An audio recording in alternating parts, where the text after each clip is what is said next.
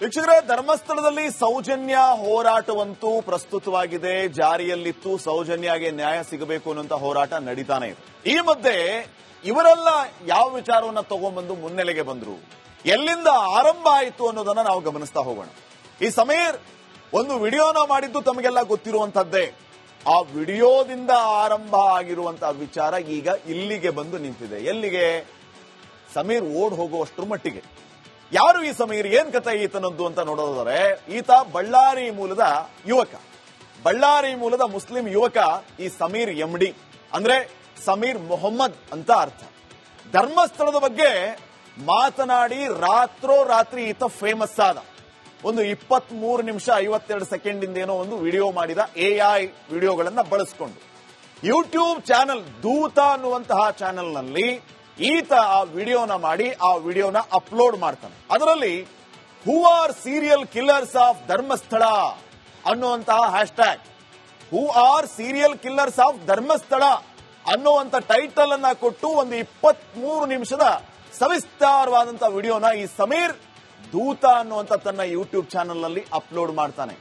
ಆ ಶೀರ್ಷಿಕೆಯ 23 ನಿಮಿಷದ 52 ಸೆಕೆಂಡ್ಗಳ ವಿಡಿಯೋ ಅಪ್ಲೋಡ್ ಆದ ನಂತರ 31 ಲಕ್ಷಕ್ಕೂ ಹೆಚ್ಚು ವೀಕ್ಷಣೆಗಳನ್ನ ಇದು ಪಡೆಯುತ್ತೆ.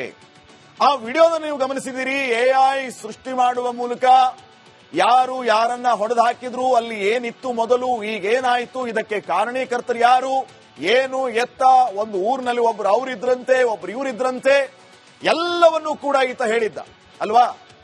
100 ಶವ ಹೂತಿಟ್ಟಿದ್ದಾರೆ ಅಂತ ಇದೇ ಸಮೀರ್ ಮೊಹಮ್ಮದ್, ಸಮೀರ್ MD ಆರೋಪಿಸಿದ್ದ. ಆದ್ರೆ ಇದೀಗ ಸಮೀರ್ಗೆ ಅದೇ ವಿಡಿಯೋ ಶಾಪ ಆಗಿದೆ. ಅಲ್ಲ ಸಮೀರ್, ಆ ವಿಡಿಯೋದುದ್ದಕ್ಕೂ ಹೇಳಿದ್ದೆಲ್ಲ ಸತ್ಯ ಆಗಿದ್ರೆ ಪೊಲೀಸರು ಇವತ್ತು ಅರೆಸ್ಟ್ ಮಾಡೋದಕ್ಕೆ ಬಂದಾಗ ಓಡಿ ಹೋಗ್ಬೇಕು ಯಾಕೆ? ಭಯ ಆಯ್ತಾ? ಹೇಳಿದ್ದು ಸತ್ಯ ಇದೆ ಅಂತಂದ್ಮೇಲೆ ಅದನ್ನ ಎದುರಿಸಬೇಕಾಗಿತ್ತು. ಓಡಿ ಹೋಗೋದ್ಯಾಕೆ, ಪರಾರಿ ಆಗೋದ್ಯಾಕೆ, ಎಸ್ಕೇಪ್ ಆಗೋದು ಯಾಕೆ ಮನೆಯಿಂದ? ಮಂಗಳೂರಿನಿಂದ ಅವ್ರು ಬಂದ್ರು ಸಮೀರ್ MD ಅನ್ನ ಹಿಡಿಬೇಕು ಅಂತ ಹೇಳಿ. ಆದ್ರೆ ಸಮೀರ್ ಗಾಯಬ್. ಸಮೀರ್ ಯಾಕೆ ಎಸ್ಕೇಪ್ ಆಗ್ಬೇಕು ಸತ್ಯ ಹೇಳಿದ್ರೆ? ಇದು ಬುರುಡೆ ಗ್ಯಾಂಗ್ ನ ಕತೆ. ಇನ್ನ ಈ ಸಮೀರ್ ಜೊತೆಗೆ ಅವರೆಲ್ಲ ಬ್ರೋ ನಿಮ್ ಜೊತೆ ಇರ್ತೀವಿ ಬ್ರೋ, ಯಾವುದೇ ಕಾರಣಕ್ಕೂ ಭಯ ಬೀಳೋ ಅಗತ್ಯ ಇಲ್ಲ ಅಂತ ಹೇಳಿದ್ರಲ್ಲ ಒಂದ್ 4-5 ಜನ, ಅವರೆಲ್ಲಿ? ಎಲ್ಲ ಗಾಯಬ್. ಆ ಬ್ರೋಗಳನ್ನ ಕರ್ಕೊಂಡ್ಬನ್ನಿ ಬ್ರೋ. ಎಲ್ಲಿ ಅವರೆಲ್ಲ? ಓಡೋಗ್ಬಿಟ್ರ? ಭಯನಾ? ನೀವು ಸತ್ಯ ಹೇಳಿದ್ರೆ ಓಡೋಗಂತ ಅಗತ್ಯ ಏನಿತ್ತು? ಸಮೀರ್ MD ಎಲ್ಲವನ್ನ ಎದುರಿಸಬೇಕಾಗಿತ್ತಲ್ವಾ? ನಿರೀಕ್ಷಣಾ ಜಾಮೀನು ಹಾಕೊಂಡ್ರಿ, ಕೊಡಿ ಸಾಕ್ಷಿನ, ನಿಮ್ಮ ಹತ್ರ ದಾಖಲೆಗಳಿದ್ರೆ ಕೊಡಬೇಕಾಗಿತ್ತು ಪೊಲೀಸರಿಗೆ, ಓಡ್ ಹೋಗಬಾರ್ದಾಗಿತ್ತು. ಯಾಕೆ ಗಾಯಬಾಗಿದ್ದು ಸಮೀರ್? ಇದು ಸಮೀರನ್ ಕತೆ. ಇನ್ನು ನೆಕ್ಸ್ಟ್ ಮಹೇಶ್ ತಿಮರೋಡಿ. ಮಹೇಶ್ ತಿಮರೋಡಿ ಕತೆ ಏನು? ಮಹೇಶ್ ತಿಮರೋಡಿ ಸೌಜನ್ಯ ಹೋರಾಟಗಾರ ಅಂತ ಹೇಳ್ತಾರೆ. ಈ ಮಹೇಶ್ ತಿಮರೋಡಿ ಹಿಂದೂ ಧರ್ಮದ ಬಗ್ಗೆ ಅವಹೇಳನ ಮಾಡಿರುವ ಆರೋಪ ಎದುರಿಸ್ತಾ ಇದ್ದಾರೆ. ಹಿಂದೂ ಧರ್ಮದ ಬಗ್ಗೆ ಬೈದ್ರು. ನಾನು ಯಾವ ದೇವರನ್ನ ನಂಬಲ್ಲ, ಮಂಜುನಾಥ ಸ್ವಾಮಿ, ಅಣ್ಣಪ್ಪ ಸ್ವಾಮಿಯ ಬಗ್ಗೆಯೂ ಕೂಡ ಇದೇ ಮಹೇಶ್ ತಿಮರೋಡಿ ಮಾತಾಡಿದ್ದಿದೆ. BL ಸಂತೋಷ್ ವಿರುದ್ಧ ಅವಹೇಳನಕಾರಿಯಾಗಿ ಹೇಳಿಕೆಯನ್ನ ಕೊಟ್ಟರು. BL ಸಂತೋಷ್ ವಿರುದ್ಧ ಅವಹೇಳನಕಾರಿಯಾಗಿ ಏನ್ ಹೇಳಿಕೆ ಕೊಟ್ಟರು ಅಂತ ಸವಿಸ್ತಾರವಾಗಿ ನಾನು ಮತ್ತೆ ತಿಳಿಸ್ತೀನಿ ನಿಮಗೆ. ಅವರು ಕೊಟ್ಟಂತಹ ಹೇಳಿಕೆ ಅವರಿಗೆ ಮುಳುವಾಯಿತು. ಇದೇ ವಿಚಾರವಾಗಿ ನೋಟಿಸ್ ಅನ್ನ ಕೊಟ್ಟರು ಮಹೇಶ್ ತಿಮರೋಡಿಗೆ, ವಿಚಾರಣೆಗೆ ಬನ್ನಿ ತಿಮರೋಡಿ ಅವರೇ ಅಂತ ಹೇಳಿ. ಆದ್ರೆ ನೋಟಿಸ್ ನೀಡಿದ್ರು ಕೂಡ ವಿಚಾರಣೆಗೆ ಹಾಜರಾಗಲಿಲ್ಲ ಈ ಮಹೇಶ್ ಶೆಟ್ಟಿ ತಿಮರೋಡಿ. 3 ಕಾರಣವನ್ನ ನೀಡಿ ಪೊಲೀಸರು ಈಗ ಅರೆಸ್ಟ್ ಮಾಡಿದ್ದಾರೆ ಮಹೇಶ್ ಶೆಟ್ಟಿ ತಿಮರೋಡಿಯನ್ನ. ಬುರ್ಡೆ ಗ್ಯಾಂಗ್ ನಂಬರ್ 2 ಮಹೇಶ್ ಶೆಟ್ಟಿ ತಿಮರೋಡಿ ಇವತ್ತು ಅರೆಸ್ಟ್ ಆಗಿದ್ದಾರೆ. ನ್ಯಾಯಾಂಗ ಬಂಧನಕ್ಕೂ ಕೂಡ ಕಳಿಸಿ ಆಯಿತು. ಯಾವ ಕಾರಣಕ್ಕೆ? ಹಿಂದೂ ಧರ್ಮದ ಅವಹೇಳನ, BL ಸಂತೋಷ್ ವಿರುದ್ಧ ಅವಹೇಳನ, ಈ ಎಲ್ಲ ಕೇಸ್ಗಳನ್ನು ತೆಗೆದು ಈಗ ಪೊಲೀಸರು ನೋಟಿಸ್ ಕೊಟ್ಟರು ಕೂಡ ಸ್ಟೇಷನ್ಗೆ ಬರಲಿಲ್ಲ ಅಂತ ಹೇಳಿ ಇವರನ್ನ ಮನೆಗೆ ಹೋಗಿ ಕರ್ಕೊಂಡು ಬಂದ್ರು. ಈಗ ಜುಡಿಷಿಯಲ್ ಕಸ್ಟಡಿಗೆ ನೀಡಲಾಗಿದೆ. ಇದು ಮಹೇಶ್ ತಿಮರೋಡಿ ಅವರ ಕತೆ. ಇನ್ನು ನೆಕ್ಸ್ಟ್ ಗಿರೀಶ್ ಮಟ್ಟಣ್ಣನವರ್. ಗಿರೀಶ್ ಮಟ್ಟಣ್ಣನವರ್ ಶವ ಹೂತಿಟ್ಟ ವಿಚಾರಕ್ಕೆ ಸಂಬಂಧಪಟ್ಟಂಗೆ, ಅಲ್ಲೇ ಕಾಣೆಯಾದವರ ವಿಚಾರಕ್ಕೆ ಸಂಬಂಧಪಟ್ಟಂಗೆ ಭಾರಿ ಗೊಂದಲದಲ್ಲಿದ್ದಾರೆ ಅಂತ ಅನ್ಸುತ್ತೆ. ಸಮೀರ್ ಒಂದ್ ರೀತಿ ಹೇಳೋದು, ಈ ಗಿರೀಶ್ ಮಟ್ಟಣ್ಣವರು ಒಂದ್ ರೀತಿ ಹೇಳೋದು. ಸಮೀರ್ ಹೇಳೋದು ಅನನ್ಯ ಭಟ್ ಅಂತ, ಈ ಗಿರೀಶ್ ಮಟ್ಟಣ್ಣವ್ರು ಹೇಳೋದು ಸಹನಾ ಭಟ್ ಅಂತ ಹೇಳಿ. ಇವ್ರು ಹೇಳೋದು ಫೈನಲ್ ಇಯರ್ MBBS ಅಂತ, ಆತ ಹೇಳೋದು ಫಸ್ಟ್ ಇಯರ್ MBBS ಅಂತ. ಮೊದಲೇ ಏನ್ ಮಾತಾಡಬೇಕು ಅಂತ ಹೋಮ್ವರ್ಕ್ ಮಾಡಿದ್ರೆ ಚೆನ್ನಾಗಿರುತ್ತೋ ಏನು. ಶವ ಹೂತಿಟ್ಟ ಕೇಸ್ನಲ್ಲಿ ನಿಗೂಢ ವ್ಯಕ್ತಿಯನ್ನ ಎತ್ತಿ ಕಟ್ಟಿದ ಆರೋಪ ಈ ಗಿರೀಶ್ ಮಟ್ಟಣ್ಣವರ ವಿರುದ್ಧ. ನಿಗೂಢ ವ್ಯಕ್ತಿ ಗುಂಪಿನಲ್ಲಿ ಆರೋಪ ಅಂದರೆ ಆ ನಿಗೂಢ ವ್ಯಕ್ತಿಯ ಗುಂಪಿನಲ್ಲಿ ಗುರುತಿಸಿಕೊಂಡಿರುವಂತಹ ಆರೋಪ ಈ ಗಿರೀಶ್ ಮಟ್ಟಣ್ಣವರ ವಿರುದ್ಧ ಇದೆ. ಆದ್ರೆ ಎಸ್ಐಟಿ ಕಡೆ ಬೊಟ್ಟು ಮಾಡ್ತಾ ಇದ್ದಾರೆ ಈಗ ಮಟ್ಟಣ್ಣನವರು. ಏನಂತ? ಎಸ್ಐಟಿಯ ತನಿಖೆಯ ದಾರಿ ತಪ್ಪಿಸುವ ಹುನ್ನಾರ ಆಗ್ತಾ ಇದೆ ಅಂತ ಆರೋಪ ಮಾಡ್ತಾ ಇದ್ದಾರೆ. ಅರೆ, ಮುಸುಕುದಾರಿ ಎಲ್ಲೆಲ್ಲಿ ಜಾಗ ತೋರಿಸಿದಾನೆ ಅಲ್ಲಿ ಎಲ್ಲಾ ಕಡೆ ಅಗಿದು ಆಯ್ತಲ್ರಿ. ಆತ ಮತ್ತೆ ಅದ್ರ ಪಕ್ಕ 4-5 ಜಾಗ ತೋರಿಸಿದ್ರು ಅಲ್ಲಿ ಅಗಿಯುವಂತ ಕೆಲಸ ಆಯ್ತು.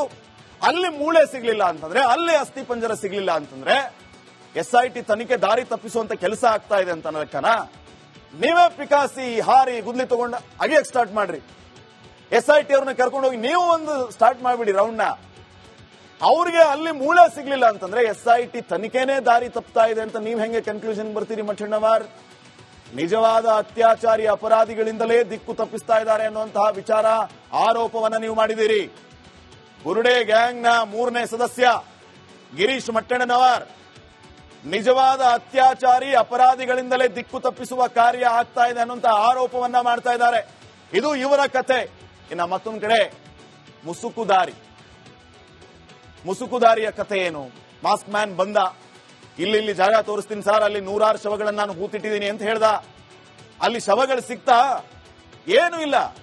ಬುರುಡೆ ಹಿಡಿದು ಗಾಳಿಯಲ್ಲಿ ಗುಂಡು ಹೊಡೆದ ನಿಗೂಢ ವ್ಯಕ್ತಿ ಎಲ್ಲಿಂದ ಈತ ಬುರುಡೆ ತಂದ ಅದು ವಿಚಾರಣೆ ಆಗ್ಬೇಕಾಗಿತ್ತು ಮೊದಲಿಗೆ. ಈತ ತಂದ ಬುರುಡೆ ಎಲ್ಲಿ ಇದು? ಈತ ಈ ಬುರುಡೆಯನ್ನ ತಗೊಂಡ್ಬರೋಕೆ ಹೂತ ಹೆಣವನ್ನ ವಾಪಸ್ ಅಗಿಯೋದಕ್ಕೆ ಪರ್ಮಿಷನ್ ಕೊಟ್ಟಿದ್ಯಾರು? ಈತನನ್ನ ಮೊದಲು ವಿಚಾರಣೆಗೆ ಒಳಪಡಿಸುವಂತ ಕೆಲಸ ಆಗ್ಬೇಕಾಗಿತ್ತು. ನಿಗೂಢ ವ್ಯಕ್ತಿ ತೋರಿಸಿದ 17 ಜಾಗದಲ್ಲಿ ಯಾವುದೇ ಸಾಕ್ಷ್ಯ ಸಿಗಲಿಲ್ಲ ವೀಕ್ಷಕರೇ. ಒಂದು ಜಾಗದಲ್ಲಿ ಒಂದು ಮೂಳೆ ಸಿಕ್ತು, ಒಂದೇ ಒಂದು ಜಾಗದಲ್ಲಿ ಗುರುತು ಪತ್ತೆ ಆಯ್ತು, ಕೆಲವೊಂದಿಷ್ಟು ಕುರುಹುಗಳ ಪತ್ತೆ ಆಯ್ತು. ಉಳಿದ ಜಾಗದಲ್ಲಿ ಎಲ್ಲೂ ಕೂಡ ಕುರುಹು ಸಿಗಲಿಲ್ಲ. 13 ನಂಬರ್ ಅಲ್ಲಿ ನಾನು 70-80 ಶವ ಹೂತಿಟ್ಟಿದ್ದೀನಿ ಅಂತ ಹೇಳ್ದ, ಒಂದೇ ಒಂದು ಸಿಂಗಲ್ ಮೂಳೆನೂ ಸಿಗಲಿಲ್ಲ. ಧರ್ಮಸ್ಥಳ ವಿಚಾರದಲ್ಲಿ ಅಪಪ್ರಚಾರಕ್ಕಾಗಿ ಬಂದಿರುವ ಆರೋಪ ಈಗ ಈ ಮಾಸ್ಕ್ ಮ್ಯಾನ್ ಮೇಲೆ. ಯಾರದ್ದೋ ಮಾತನ್ನ ಕೇಳ್ದ, ಬಂದ್ಬಿಟ್ಟ. ಆದ್ರೆ ಎಲ್ಲವೂ ಬುರುಡೆ ತೋರಿಸೋದಕ್ಕೆ ಬಂದು ಇವನು ಬುರುಡೆ ವಿಚಾರ ಬಯಲಾಗಿದೆ. ಎಸ್ಐಟಿ ವಿಚಾರಣೆಯಲ್ಲಿ ತಡಬಡಾಯಿಸಿದಾನೆ ನಿಗೂಢ ವ್ಯಕ್ತಿ. ಹೇಳೋದಕ್ಕಿನ್ನೂ ಬಹಳ ಇದೆ, ತಮಗೆಲ್ಲ ಗೊತ್ತಾಗ್ತಾ ಹೋಗುತ್ತೆ. ಇನ್ನ ಮ್ಯಾಜಿಕ್ ಅಜ್ಜಿ ಸುಜಾತಾ ಭಟ್ ಕತೆ ಏನು?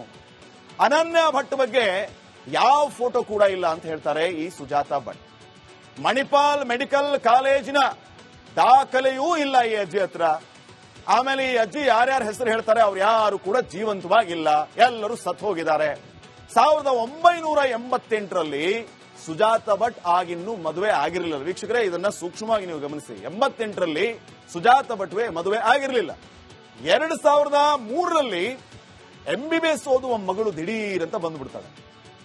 88ರಲ್ಲಿ ಮದುವೆನೇ ಆಗಿರಲಿಲ್ಲ, ಇನ್ನು ಮಕ್ಕಳೆಲ್ಲಿಂದ ಬಂದ್ರು? ಆಯ್ತು, ತದನಂತರ ಮಗಳು ಹುಟ್ಟಿದ್ಲು ಅನ್ಕೊಳ್ರಿ. ಆಗ ಈ ಮಗಳಿಗೆ ವಯಸ್ಸೆಷ್ಟಾಗಿರುತ್ತೆ? 2003ರಲ್ಲಿ ಹುಟ್ಟಿದ ಮಗಳು MBBS ಓದೋದಕ್ಕೆ ಸಾಧ್ಯ ಇದೆಯಾ? 88ರಲ್ಲಿ ಮದುವೆ ಆಗಿರಲಿಲ್ಲ, ಆಯ್ತು 89ರಲ್ಲಿ ಮದುವೆ ಆಯ್ತು ಅನ್ಕೊಳ್ಳಿ, 90ರಲ್ಲಿ ಮದುವೆ ಆಯ್ತು ಅನ್ಕೊಳ್ಳಿ. 2003ರಲ್ಲಿ ಆಕೆಗೆ ಎಷ್ಟು ವಯಸ್ಸಾಗಿರುತ್ತೆ? 13 ವಯಸ್ಸಾಗಿರುತ್ತೆ. MBBS ಫಸ್ಟ್ ಇಯರ್ ಬರಬೇಕು ಅಂತಂದ್ರೆ 19 ವರ್ಷ ವಯಸ್ಸಾಗಿರಬೇಕು. 13 ವರ್ಷಕ್ಕೆ MBBS ಮುಗಿಸುವ ಕೋರ್ಸ್ ಏನಾದರೂ ಇದ್ರೆ ಸುಜಾತಾ ಭಟ್ ಎಲ್ಲರಿಗೂ ಹೇಳ್ಬಿಡಿ, ಮನೆಗೆ ಒಬ್ರು ಡಾಕ್ಟರ್ ನಮ್ಮ ಮನೇಲಿ ಹುಟ್ಲಿ, ನಮ್ಮ ಮಕ್ಕಳು ಎಲ್ಲರೂ MBBS ಡಾಕ್ಟರ್ಸ್ ಆಗ್ಲಿ 13 ವರ್ಷಕ್ಕೆ. ತುಂಬಾ ಒಳ್ಳೆ ವಿಚಾರ ಅದು. ನಿಮ್ಗೆ ಸುಳ್ಳು ಹೇಳಕ್ ಬರ್ತಾ ಇಲ್ವಲ್ಲ? ಸುಜಾತಾ ಮದುವೆ ಆಗಿಲ್ಲ ಅಂತ ಭಾವ ಮಹಾಬಲೇಶ್ವರ ಅವರೇ ನಿಮ್ಮ ಕಥೆಯನ್ನ ರಿವೀಲ್ ಮಾಡಿಬಿಟ್ರು.